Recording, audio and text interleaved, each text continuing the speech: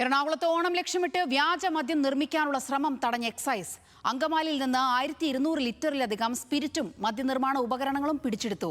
Hollow bricks കമ്പനിയുടെ മറവിലായിരുന്നു വ്യാജ മദ്യ നിർമ്മാണത്തിലുള്ള നീക്കം. സംഭവത്തിൽ 2 പേരെ എക്സൈസ് അറസ്റ്റ് ചെയ്തു.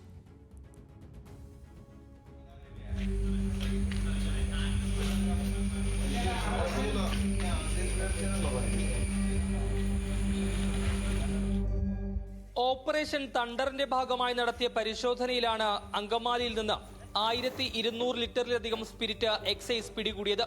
കേരളത്തിലേക്ക് സ്പിരിറ്റ് എത്തിച്ച കൊല്ലം ചാത്തന്നൂർ സ്വദേശി രതീഷിനെയും എറണാകുളം പറവൂർ സ്വദേശി സന്തോഷിനെയും എക്സൈസ് അറസ്റ്റ് ചെയ്തു.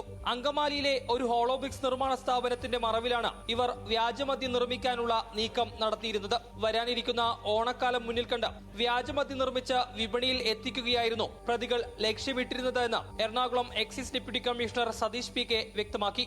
ഒരു വ്യാജമദ്യം ഉണ്ടാക്കി ഓണത്തിന് വ്യാപകമായി എറണാകുളം ജില്ലയിൽ വിൽക്കുക എന്ന വ്യാജമദ്യ മാഫിയയുടെ ഒരു വലിയ പദ്ധതിയാണ് ഇന്ന് എറണാകുളം എക്സൈസ് ശക്തമായ ഇടപെടലിലൂടെ തകർത്തിരിക്കുന്നത്.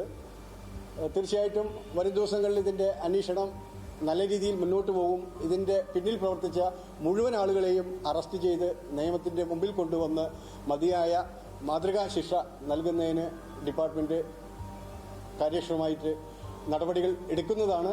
കർണാടകയിലെ ഹുബ്ലിയിൽ നിന്നാണ് പ്രതികൾ സ്പിരിറ്റ് എത്തിച്ചത്. മദ്യം നിർമ്മിക്കാൻ ഉപയോഗിക്കുന്ന വിവിധ ഉപകരണങ്ങളും പരിശോധനയിൽ കണ്ടെടുത്തു. സ്പിരിറ്റ് എത്തിച്ച ശൃംഖലയെക്കുറിച്ചും വ്യാജമദ്യം വിതരണം ചെയ്യാൻ ലക്ഷ്യമിട്ടിരുന്ന കേന്ദ്രങ്ങളെക്കുറിച്ചും അന്വേഷണം വ്യാപിപ്പിച്ചതായി എക്സൈസ് അറിയിച്ചു. ഓണത്തിന് മുന്നോടിയായി സംസ്ഥാന വ്യാപകമായി പരിശോധന ശക്തമാക്കിയിട്ടുണ്ട്. ന്യൂസ് മലയാളം, കൊച്ചി.